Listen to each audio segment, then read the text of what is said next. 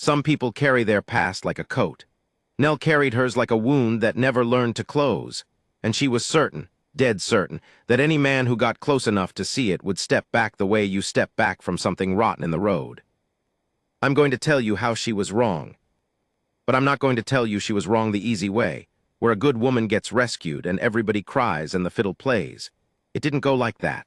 There was a night I nearly let her walk off into the dark for good, and a morning I said something so cruel I still taste it. There was a man named Sella who owed us nothing and saved us anyway, and there was a secret buried under 6 years and a false name that came out at the worst possible hour. I'm an old man now, my hands shake. But I remember the exact weight of the moment she looked at me and said, "You'd take back everything you feel if you knew what I'd done." And I remember that she was almost right. Almost. Sit with me a while. This one I need to tell before I go. The first thing I ever noticed about Nell Carraway was that she wouldn't let me carry her bag. It was raining the kind of rain we get maybe twice a year out here on the Sabino Flats. Not the soft kind, but the kind that comes down like it's got a grudge, turning the wash into a brown snake and drowning the smell of dust so thoroughly you forget the desert has any other smell at all. She'd come off the freight road on foot, which no sane person does in October, with a carpetbag clutched to her chest and her hem gone black with mud clear up past the knee. I was mending the corral gate when I saw her. My dog, an old brown thing named Skillet, stood up and didn't bark, which told me more than anything. Skillet barked at grasshoppers. He didn't bark at her. I crossed the yard and offered to take the bag off her hands, on account of it looked heavier than she was. "I've got it," she said. Not sharp, just final. The way you'd say it if the bag were the only thing left in the world that was yours. I stepped back and I touched the little brass button in my vest pocket, a habit I've had going on 11 years, ever since I sewed it in there off my wife Ada's traveling coat the week we buried her. It's a compass button, the kind sailors used to wear, though the needle rusted stuck a long time ago and points nowhere anymore. I touch it when I don't know what to do. I touched it a lot that first month with Nell. "Well," I said, "you'll drown out here, bunkhouse is dry, there's coffee or what passes for it." She looked at me the way a hungry animal looks at an open hand, wanting, and certain it's a trap. Then she came in out of the rain. My name is Amos Kettle, and in the autumn of that year I was 56 and running the row outfit for a widow up in Prescott who I saw maybe once a year and liked more than I let on. It wasn't much of an outfit. 400 head of scrub cattle, a spring that ran when it felt like it, and 3 hands, one of whom was me. We were the last ranch before the country gave way to the reservation line, and then to the mountains, which meant we were the last ranch a person hit before the world stopped being white man's country, and the first ranch they hit coming back out of it. I mention that because it matters to what came later. Nell said she was looking for work, said she could cook, mend, doctor a sick cow, and keep books. Said she'd take her keep, and no wages till I decided she was worth wages. I told her nobody worked for no wages. She said, "I do," and something in the way she said it made me not push. There are people who ask for less than their worth because they've been taught, somewhere along the line, that they don't deserve even that. I'd seen it in horses that had been beaten. I'd never seen it so plain in a person. She took the little side room off the kitchen, the one that had been Ada's sewing room back when this was a happier place. First night she was there, I heard her get up 3 times to check the door was locked. I know because I was up too. I don't sleep much anymore. The hands didn't take to her at first. Gil Otero was young and dumb and thought a woman on a ranch was bad luck, the way sailors think about it. Old Deaf Pratt didn't think anything about anything as far as I could tell, but he watched her the way you watch weather. Nobody said a word to run her off, but nobody said a word to welcome her either, and out here that silence can be its own kind of eviction. She won them over the way real people win people over, slow, and by doing the thing, not saying it. 3rd week she was with us, Gil's horse came down with the strangles, throat swole up like a bullfrog, and Gil, who loved that ugly paint horse more than he loved his own mother, was near tears trying to force a purge down its gullet and doing it wrong. Nell walked over quiet, put her hand flat on the horse's jaw, and just stood there a minute feeling the heat of the abscess with her palm. Then she told Gil to fetch a hot brand poultice and a clean rag, and she lanced the thing herself with a knife she'd sterilized in the stove, catching the pus in the rag so it wouldn't foul the water trough and spread. She never once said, "I know what I'm doing." She just did it, and the horse lived, and Gil looked at her different after that. I asked her later where she'd learned horse doctoring. She went still, just a heartbeat. Then she said, "A man taught me, long time ago, he's dead now," and she turned back to the stove, and I understood the door had closed. I've thought about that heartbeat 1,000 times since. The little catch in her before she answered. That was the whole story right there if I'd been smart enough to read it. But you never are at the time. You only get smart afterward when it's no use to anybody. Now I have to tell you about the crows, because they're how I first started to understand her. I name the crows. It's a foolish thing for a grown man, but I've done it for years. There's a big glossy one I call Preacher because he sits on the ridgepole every dawn and complains, and a one-footed one I call Judge, and a young cocky one I call Sunday. My wife Ada used to laugh at me for it. She said a man who names crows is a man who's afraid of being alone with his own thoughts, and she was right, and now that she's gone I name them more than ever. One morning I came out to find Nell throwing corn to the crows. Not scattering it careless, throwing it careful to the one-footed one, keeping the big greedy Preacher back with a wave of her arm so Judge could eat. "You feed the crippled one first," I said. She startled like I'd caught her at something shameful. "He can't fight for it," she said. "The others'll take his share if you let them. It isn't fair." "World ain't fair," I said, not unkind, just true. She looked at me then with an expression I didn't have a name for. Later I'd learn it was recognition, the look of one broken thing seeing another and understanding, all at once, that it might not be alone. "No," she said, "it isn't. That's why somebody has to be." And she threw the last of the corn to the one-footed crow, and went inside, and I stood there in the cold with the brass button warm in my fingers, and a feeling in my chest I hadn't felt since Ada died and had promised myself I'd never feel again, because feeling it just means you've got that much more to lose. The trouble, when it came in the shape of a man named Harlan Voss. He rode in on a Tuesday with 2 other men and a nice horse and a nicer coat, and he had a face that had never gone hungry, and he introduced himself as a cattle buyer working the territory. Said he'd heard I might have head to sell. I didn't particular, but a smart rancher always listens, so I gave him coffee. Nell was hanging wash on the line when he rode in. I watched her see him. I want to be careful here because it's important. She didn't scream. She didn't run. She did something worse. She went still, the exact stillness of a rabbit that's decided its only hope is to be part of the ground. The clothespin in her hand didn't drop. Her face didn't change. But every living thing in her went somewhere far away and pulled the door shut behind it, and I felt the cold come off her clear across the yard. Voss didn't see her. He was looking at me talking prices. She finished the wash, slow, steady. Then she walked inside like nothing was wrong, and I heard the side room door click, and I heard the lock go, and I sat there across from a smiling stranger with my hand around a warm tin cup, and I knew, the way you know a storm's coming from the smell before the sky even changes, that whatever Nell had run from had just ridden onto my land. I didn't ask her that night. That's a thing I'm ashamed of and proud of in equal measure. Ashamed because a braver man would have knocked on that door and said, "Tell me who he is, and I'll deal with it." Proud because I've learned in 56 years that the fastest way to lose a frightened creature is to corner it, and I'd have rather cut off my own hand than corner Nell. So I waited. Voss and his men stayed the night in the bunkhouse. You don't turn a man out into that country after dark, no matter your gut about him. Over supper he talked. He talked a lot. He talked about a town 200 miles east where he was somebody, and about the law being a flexible thing in the hands of a man who understood it, and once, laughing, about a woman who'd cost him money and disappeared, and how a man in his position couldn't let a thing like that stand, could he on principle. Nell didn't come to supper. I'd told the men she was feeling poorly. Deaf Pratt, who reads lips better than most people here, watched Voss's mouth the whole meal and afterward, out by the woodpile, took my arm and said in that flat, loud way of his, "That man's hunting something." "I know," I said. "He carries a paper in his coat," Pratt said. "Kept touching it, men touch what they're proud of." I thought of my own hand, always finding that brass button. "Get some sleep," I told him. Neither of us did. She was gone before dawn.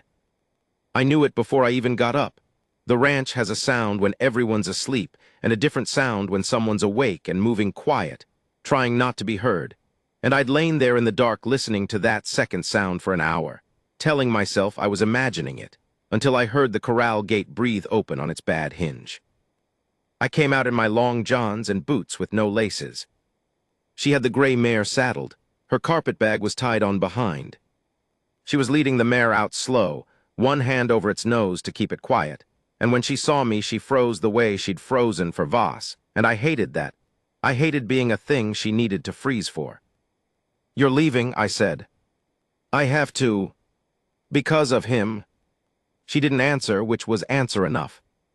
The sky was that deep bruised color it gets right before the light, and the crows weren't up yet, and it was cold enough that our breath hung between us like something we were both trying to say and couldn't.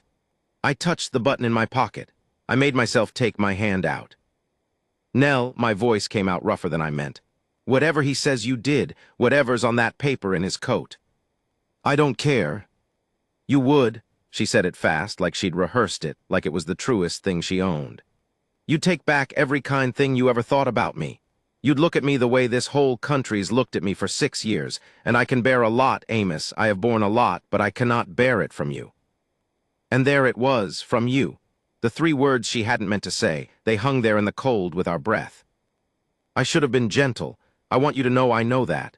I want you to know that the thing I said next has kept me up more nights than Ada's grave has. But I was 56 and scared, and I'd already buried one woman I loved, and fear makes a man cruel the way a cornered dog is cruel. And so instead of gentleness, what came out of me was, "Then run. You're good at it. Been running 6 years, what's a few more?" I watched it land.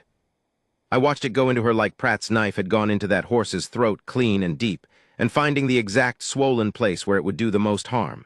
Her face didn't crumple. That was the terrible part. She just nodded slow, like I'd confirmed something she'd always known about the world and about herself, and she said, very quiet, "Yes, that's about right," and she put her foot in the stirrup. And that's when the crows started screaming. Not their morning fuss. Screaming, the alarm they only make for one thing, which is a rider coming who they don't know, coming fast from the east in the dark, where no honest rider comes from at that hour. Nell's foot came out of the stirrup. Voss stood in the bunkhouse doorway in his shirt sleeves with a pistol in his hand, and his 2 men behind him, and he was smiling, and he said, "Well now, I did wonder why you'd hidden the cook." He'd known all along maybe, or he'd woken and heard the mare and understood. He said her name, except it wasn't Nell. It was another name, an older name, one I won't write here because it was never really hers either. It was the name of the thing they'd made her into, back east. In the trial, the newspapers ran for 11 days. He said that name like a hook he was setting, and he told me, conversational, almost kind, what she'd done. He said she'd killed a man. He said she'd poisoned her husband, a rich man, an important man, his cousin, and run with what she could carry, and that there was a paper in his coat with a judge's seal on it that made her his to take back, dead or alive, and that he'd been 3 years finding her, and that he'd take his coffee before they rode if it was all the same to me. I looked at Nell. She was standing very straight beside the gray mare in the last of the dark, and she wasn't looking at Voss. She was looking at me, waiting to watch my face do the thing she'd promised herself it would do, waiting for the disgust. She'd have taken it as her due. She'd have climbed up behind Voss's men almost grateful, I think, because at least then the waiting would be over, and the world would finally be as ugly as she'd always known it was. And I want to tell you I passed that test cleanly. I want to tell you I didn't feel it, the lurch, the did she, though, the old animal recoil. I did feel it. God help me, for 1 full second I felt it. Then I thought about the 1-footed crow, and somebody has to be, and the heat of a sick horse's jaw under a woman's flat, calm hand, and a lock clicking 3 times a night in a room that used to be my dead wife's. And I understood that a person's past is a country they came out of, and it is not the same thing as the person standing in front of you in the cold, breathing, waiting to be thrown away one more time by one more man. Voss cocked the pistol. "Amos, is it? Amos, I'll trouble you to step aside. This is a legal matter and none of your—" "There's things you don't know," I said. My voice was steady. That surprised me. "About what happened back east, about that man she killed." "There's nothing I don't know," Voss said. "I was there." "No," said a voice from the dark behind him. "You weren't." And Sella stepped out of the shadow of the barn where he'd been standing. I would later learn, for a quarter of an hour. because Nell had once, without ever telling me, done a thing for his family that a person does not forget. And the crows that scream for strangers do not scream for a man they've come to know. And he had heard the mare, same as me, and come to see her safe. He had a rifle, he did not raise it, he didn't need to. He said, ask her who taught her horse doctoring. Ask her whose child she rode 40 miles through Voss country to save, 3 winters back with a price already on her head. Then tell me again about the woman you were there for. Voss turned, and in the space of that turning, in that one breath where the smiling man took his eyes off her to deal with the new thing in the dark, everything that was going to happen next began to happen. Here is a thing about violence that the dime novels never tell you. It doesn't announce itself. There's no swell of music, no slow drawing of breath. It just happens in the ugly gaps between ordinary moments, and it's over before your mind has finished deciding it's begun. Voss turned toward Sella. His 2 men were still half asleep, one of them barefoot in the doorway. The pistol in Voss's hand swung wide as he turned, not aimed at anyone now, just a heavy thing at the end of a moving arm. And in that gap, that one careless breath, Deaf Pratt came around the corner of the bunkhouse with a singletree from the wagon and hit the barefoot man across the shoulders so hard I heard the wood crack. I've never asked Pratt how he knew to be there. Deaf men learn to feel a house wake up. He'd have felt all of us moving in the dark, same as I had. What I remember next comes in pieces, the way I understand it always will. The barefoot man going down. Gil Otero, brave, stupid, wonderful Gil, coming out of the bunkhouse loft window with a rope already spinning, because roping is the only thing Gil trusts himself to do under pressure, and dropping a loop clean over the second man's arms like the fellow was a bawling calf. Voss shouting. The gray mare rearing, tearing loose from Nell's hand. And Sella, who had not raised his rifle, still not raising it, because he understood something the rest of us were too frightened to understand, which was that the moment anyone fired, someone would die, and he had come here to keep that from happening, not to make it certain. He said one word to Voss, quiet, in English so we'd all hear it. He said, don't. And Voss, who had ridden 3 years and 200 miles for this, who had a judge's paper in his coat and a cousin's grave to answer for, and his whole hard, proud life staked on being a man who finished what he started. Voss looked at that rifle that wasn't even pointed at him, and he looked at Pratt and Gil and the 2 men already down, and last of all he looked at me. I hadn't moved. I want to be honest about that. In the whole of it I hadn't done one brave thing. I was standing between Nell and the pistol, but not on purpose. I just hadn't stepped aside when he'd told me to, and a man not stepping aside can look in a bad light like a man making a stand. Voss lowered the gun. This isn't finished, he said. No, I agreed. But it's finished here. We didn't kill them. I want that understood, because in the story as it should have gone, in the story the fiddle plays, we'd have buried Harlan Voss under the mesquite, and nobody the wiser and Nell would have been free. But that isn't how it went, and I've come to believe that's the only reason any of us could look at ourselves after. We took their guns. We fed them, which sounds absurd, but you don't turn even a bad man out hungry in that country, and I wasn't going to start being cruel that morning. I'd already used up my whole year's ration of cruelty on Nell, in the dark, by the corral, and I'll come back to that because I have to. Sella and Gil rode with them to the county line, guns unloaded and returned at the fork, which is the custom out there and a kind of law older than the paper in Voss's coat. Voss went east. He said at the fork that he'd be back with a marshal and a warrant that named all of us. He may have meant it. We'll get to what became of that, but not yet. Part 2 is not the part where you find out, and I won't cheat you by pretending otherwise. What I need to tell you about now is the kitchen. She was sitting at the table when I came in, both hands around a cold cup of coffee, not drinking it, just holding it the way she'd held the carpet bag in the rain, like it was the last thing that was hers. The sun was up by then. Preacher was on the ridgepole complaining. Ordinary morning, except nothing about it was ordinary, and never would be again. I sat down across from her. I want to tell you I apologized right away for what I'd said at the corral. I didn't. I'm a coward in the small ways even when I manage not to be in the large ones. What I said was, Voss says you killed a man. I did, she said. She said it the way you'd report the weather. And that flatness, I understood it now, that was 6 years of practice. 6 years of saying it to herself in the dark so that no one could ever say it to her worse than she'd already said it to herself. "Tell me," I said.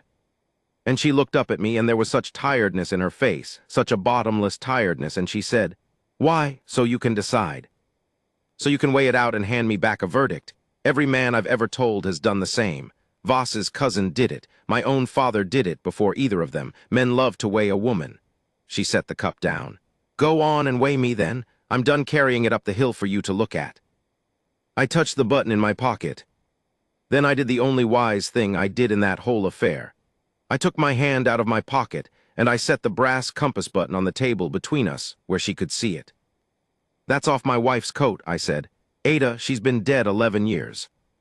I touch it when I'm scared and I don't know what to do, and I've been touching it near constant since the day you walked in out of the rain because you scared me from the first, and I only just now, this exact minute, worked out why." I made myself hold her eyes. "You scared me because I'd decided after Ada I was done, and you walked in and undid it, and I hated you a little for it, and I said a cruel thing to you at that gate that I would cut off my hand to unsay. I'm not weighing you, Nell. I couldn't, my arm's not steady enough. I'm just asking you to let me know you. That's a different thing. I don't think anybody's asked you the different thing in a long while." She was quiet for a long time. Preacher complained on the roof. Somewhere out back Skillet was barking at a grasshopper. Then she told me. His name had been Everett. He was Voss's cousin, and he was rich, and she'd married him at 19 because her father owed him money, and a girl was a thing you could pay a debt with in that town in those years. She said this plainly. She wasn't asking me to be sad about it. It was just the ground the rest was built on. Everett was gentle for 2 years. Then his mills started failing, and something in him that had always been coiled came loose, and he learned that there was one thing in the world he could still command. One thing that couldn't fire him or foreclose on him or laugh behind his back at the club, and that thing was her. I won't write down what she told me next. Some of it isn't mine to give away, and some of it I've never repeated to a living soul, and I'm not going to start on paper at the end of my life. But I'll tell you the shape of it. I'll tell you it went on 4 years. I'll tell you there was a doctor in that town who set her wrist twice and her collarbone once, and each time wrote it down as a fall, because Everett paid his bills, and everyone in that town knew, and everyone in that town looked at their shoes. I could have borne it, she said. I'd made my peace with bearing it. A woman learns to make herself small, and I was very good at small. I'd have gone on being small till one of us died natural. She stopped. What changed? I asked. And here is where her flatness finally broke, not into weeping, but into something worse, a kind of held stillness like a dam with a crack running up it. Was a girl, she said, in the kitchen, 15, Irish, Bridget, and I saw him start to look at her the way he'd started to look at me 4 years back when the mills first went bad. I saw the whole thing coming, the whole road of it, mile by mile, because I'd walked every step of it myself. Her hands were flat on the table now, pressing down, like she was holding the table still or holding herself down onto it. And I understood that if I stayed small, Bridget would learn to be small too. And then some other girl after her. He'd never stop. That was the thing I finally understood Amos at the very end. Men like that don't stop. There's no bottom to it. You just wait, small and quiet, for it to move on to someone smaller and quieter than you. So you poisoned him, I said. So I poisoned him, she said. I'm going to sit in that a moment, the way we sat in it at the table, because I think you deserve to sit in it too, and not have me rush you past it to the part where you can feel comfortable again. She could have run. She wants me to make that clear, so I will. She could have taken Bridget and run that same night and let Everett go on to some other town and some other girl. She knew it. She's known it every day since. On her worst nights, that's the sentence that finds her. You could have just run. But she also knew, and this is the part that is neither excuse nor confession, but just the true gray ground of the thing, that a man like Everett, rich, connected, humiliated, would not have let his wife simply leave. That Voss's whole family would have come after her exactly the way Voss did come, warrant and all, except then there'd have been no killing to charge her with, just a runaway wife, and they'd have brought her back, and it would have been worse, and Bridget would still have been in that kitchen. So she made a decision that I do not have the right to bless, and do not have the heart to condemn. She made it with a clear head over the space of a week, not a hot moment, not self-defense in the way the law means it, with a raised hand and a struggle. She made it cold and deliberate, and she has never once claimed it was justice. She has only ever claimed it was necessary, and she has carried the difference between those two words on her back for 6 years like a stone she can't set down. He was a monster, I said. Nell, he'd have. Don't, she said it soft, but it stopped me like a wall. Don't do that. Don't make him all monster so I can be all victim. He held my hand when my mother died. He wept when the first mill went. He was a man, Amos, a whole man, good and rotten both, and I killed him with my own 2 hands because I decided the world was better without him in it, and maybe I was right and maybe I wasn't, but I don't get to be clean about it. If you make it clean, you take away the only true thing I've got left, which is that I know what I did. And I understood then why she'd been so sure her past made her unworthy. It wasn't that she thought she was a bad woman. It was worse than that and finer than that. It was that she believed a person who has done such a thing forfeits the right to be loved without qualification, that any love she got would have to be love with an asterisk, love in spite of, love that some morning would wake up and remember and recoil. And she would rather have no love at all than the kind with an asterisk. She'd rather feed the one-footed crow than be the one-footed crow. I have thought about the courage of that for 6 years myself now. To insist on being known completely before you'll let yourself be loved at all. Most of us do the reverse. Most of us get loved for the coat and pray nobody sees the wound. Now I have to tell you about Sella, because his part of it isn't a footnote and I won't let it be one. He came back that evening from the county line. He came into the kitchen without knocking, the way he did, because he'd earned the right and knew it, and he set his rifle by the door and sat down, and Nell poured him coffee without a word passing, and I watched something between them that I'd been too blind to see for weeks. They knew each other, had for years. 3 winters back, the 40 miles through Voss country he'd thrown at Voss in the dark, there'd been sickness on the reservation.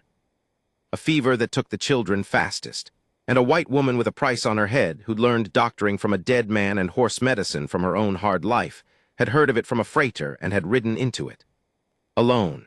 Into the one place a hunted woman should never go, the edge of the map where the law and the maps both give up, because a child she'd never met was dying and she knew what to do and nobody else there did. Sella's daughter had been one of the children. She had lived. That was the whole of it and the whole of everything. I told her then, Sella said to me in English, watching Nell's face and not mine, that whatever she had done, wherever she was running from, she had a place among my people for as long as she wanted it. She would not come. He said it without accusation. He knew better than I did why she wouldn't. She said she would not bring her trouble to a people who had trouble enough. She has always paid for everyone but herself. Nell was looking at the table. So when the crows told me a stranger had come in the night, Sella went on, and the stranger's horse smelled of the eastern railroads, I came, not to save the ranch. He looked at me now, and there was the ghost of something dry in his face, the closest that steady man ever came to a smile. To save the woman who saved my daughter, and would not even take a blanket for it. And Nell, who had not wept telling me about Everett, who had not wept at the corral when I gutted her with 6 words, who had held herself flat and steady through the whole long morning of it. Nell put her face in her hands at that table, and finally came apart. Not because of the confession, not because of the danger, but because 2 people in one day had looked straight at the worst of her and the best of her both, at the same time, and neither of us had picked up the scale. I let her cry. I didn't touch her, she'd have hated that, the reaching in, the fixing. I just moved the brass button an inch closer to her side of the table and left it there, and let it mean what it meant. Outside the light was going long and gold across the flats.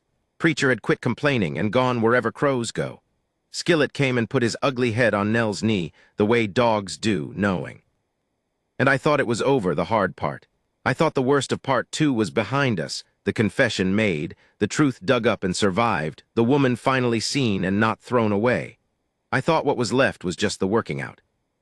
I was wrong about that, the way I've been wrong about most things at the moment they mattered most. Because Harlan Voss did ride east. And Harlan Voss did come back. But he did not come back with a marshal, and he did not come back with a warrant, and he did not come back in 3 weeks. He came back in 9 days, alone, at night, with the paper still in his coat and a different look on his face entirely. The look of a man who has done a sum in the dark and arrived at a number he can live with, and what he wanted when he came was not to take Nell back east at all. 9 days is a long time to wait for a man who's promised to ruin you. We spent them the way you spend days like that, pretending they were ordinary. Nell cooked. Gil mended fence. Pratt watched the eastern road out of the corner of his eye the way you watch a snake you've lost sight of in tall grass. I touched the button in my pocket about 400 times a day and told myself each time it'd be the last. And Sella stayed. He didn't announce it, he just didn't leave. He'd sit on the corral rail in the evenings and not talk, and Nell would bring him coffee and not talk. And I came to understand that the two of them had a whole language made of not talking, built over 3 years of a debt neither would let the other repay.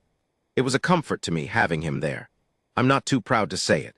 A man who has decided to protect something and does it without noise is worth more than any warrant. On the 9th night the crows told us first. I've told you they scream for strangers, but that night they didn't scream. That night preacher, old, glossy, complaining preacher, who I'd named years back and never thought twice about, sat up on the ridgepole and went dead silent. And it was the silence that woke me, the wrongness of it, a quiet where there should have been the ordinary night fuss of birds. I lay there listening to nothing, and I knew. I got up. I didn't wake Nell. I told myself it was to let her sleep. The truth is I wanted to face it first, alone, because I'd said a cruel thing to her by that corral once, and I meant to spend the rest of my life making the yard between her and the world a little safer. And this was the yard, and this was the world come to collect. Voss was sitting on the gray mare at the edge of the firelight. Alone, no marshal, no men. The paper was still in his coat. I could see the corner of it. "Kettle," he said. "Voss." And then he didn't say anything for a while, and I didn't either, and the fire popped. And I got my first real look at his face in that light, and understood that something had happened to Harlan Voss in 9 days on the Eastern Road. He looked older. Not tired, older, the way a man looks when he's been carrying a thought too heavy for him and hasn't set it down and has started to suspect he never will. I want to be careful with this next part, because it would be easy to tell it wrong. The easy way, the fiddle way, is that Voss had a change of heart, saw the light, rode back to shake my hand and beg Nell's pardon and ride off redeemed into the sunrise. That is not what happened. I told you at the start I wouldn't tell it the easy way, and I won't now at the end when it counts most. What happened is this. Voss had gone east to fetch the marshal, and on the way in a town called Dutchman's Wells where he stopped to send a wire, he'd run into a man, an old man. A doctor, retired, gone west for his lungs, the same doctor who, 6 years before in Everett's town, had set a woman's wrist twice, and her collarbone once and written fall in his book each time because Everett paid his bills. The doctor was dying. Men who are dying sometimes decide to stop paying the bills they've owed to their own souls. And this one, drunk in a hotel bar and full of a thing he'd carried longer than Nell had carried hers, had told Harlan Voss the truth about his cousin Everett. All of it, the wrist, the collarbone, Bridget, the whole rotten road of it, told by the one man besides Nell who'd known and looked at his shoes. I came out here, Voss said slowly to the fire, not to me, believing my cousin was a murdered man and his wife was a viper who'd killed him for his money. That's the story the family told. That's the story I put my 3 years into. He turned the reins over in his hands. A man builds his whole self on a story like that. And then some dying drunk in Dutchman's Wells knocks it out from under you in the space of one whiskey. And you're sitting there at 51 years old with your whole self on the floor. And you have to decide what kind of man you're going to be with what's left. I didn't say anything. Some moments you don't fill. You just let a man stand in them. I could still take her, he said. And here's the thing, here's the gray I promised you and won't cheat you out of he could have. The paper was real. The judge's seal was real. The law out there in those years would not have cared one whit for a dead, drunk doctor's deathbed truth against a family's money and a sealed warrant. Voss could have taken Nell back east and hung her and been within every letter of the law, and part of him, I could see it in his face, part of him still wanted to, because a man who's built himself on a story hates the person who proves the story false, hates them almost more than he'd have hated the real villain. But you won't, I said. No, he said it like it cost him. Like every word of it was a coin out of a purse he'd never fill again. No, I won't. And then Harlan Voss took the paper out of his coat, the warrant, the judge's seal, 3 years and 200 miles of his life, and he leaned down and put it in the fire. He didn't stay. Redeemed men in the fiddle stories stay for coffee and forgiveness. Voss just watched the paper burn, and when it was ash he looked up and Nell was standing in the doorway of the house. I don't know how long she'd been there, long enough. She had a shawl around her shoulders and her hair down, and she was very still, the old rabbit stillness, but different now, not hiding still, watching still. Vas looked at her for a long moment across the fire. He didn't apologize. I've thought about that a great deal since, and I've come to believe it was the one decent thing left in him, that he understood dimly that an apology would have been for him, a thing to make himself feel lighter riding away, and that it would have landed on Nell like one more man handing her one more thing to carry. So he didn't apologize. He just said quiet, "Everett was a coward. I never let myself see it. You saw it clear enough to." He stopped, started again. "The girl, Bridget. She's married now, runs a bakery in Harrisburg, 2 children. A pause. "I looked her up. I don't know why. I thought you might want to know she got out." And that, of all things, was what finally reached Nell. Not the burning warrant, not the reprieve, but she got out. The one small proof, 6 years late, that the terrible cold thing she'd done in that kitchen had bought what she'd spent it on. That Bridget had never had to learn to be small. That the road Nell had seen coming, mile by mile, had been broken before it reached the girl. Nell put her hand over her mouth. She didn't make a sound, but I saw her whole body change, the way a fence post changes when you finally pull the strain wire that's been bowing it for years, and it stands up straight for the first time, and you realize how bent it had been. Voss touched his hat, to her, not to me. Then he turned the gray mare east and rode back into the dark he'd come out of, and we never saw him again, and I'll be honest with you, I don't know what became of him. I like to think a man who burns his own warrant finds some kind of peace. I've got no evidence for it. Some stories don't hand you the ending of every man who walks through them. This is one of those. The fire burned down. Sella came out from the barn where he'd been standing the whole time with his rifle unraised. Always unraised, that man, always trusting that the not raising was the stronger thing and always right. And he looked at the ash where the warrant had been, and he looked at Nell standing straight in the doorway, and he did the thing I'll remember him by till I die. He laughed. Once. Low and surprised and warm, like even he hadn't believed the world could occasionally, against all its habits, come out right. "The crows knew," he said to me. "They didn't scream. They knew he came empty-handed." I hadn't thought of it that way. But he was right. Preacher's silence hadn't been a warning. It had been the opposite.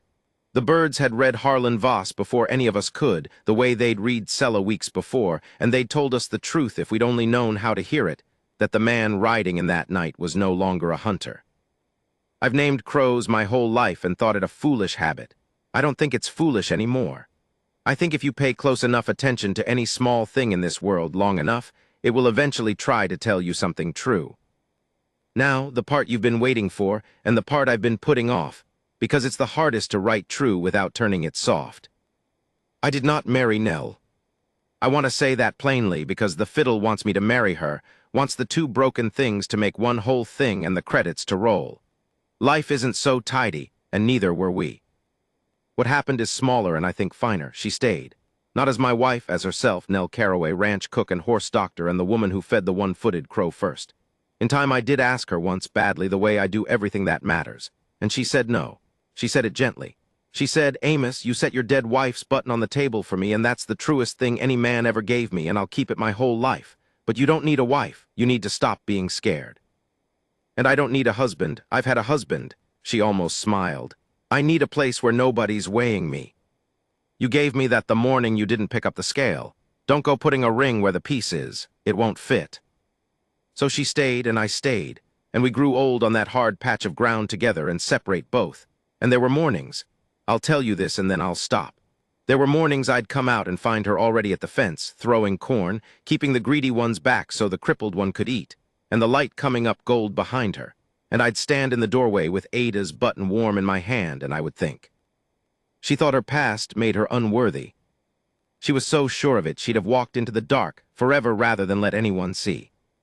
And the thing nobody had ever managed to tell her, the thing I couldn't have said if I'd tried because saying it would have ruined it.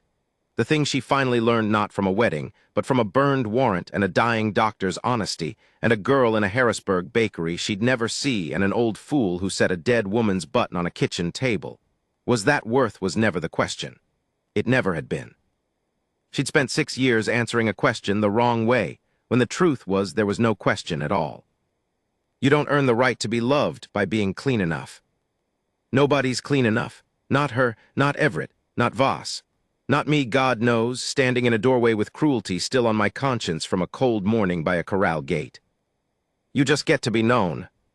All the way down, wound and coat both.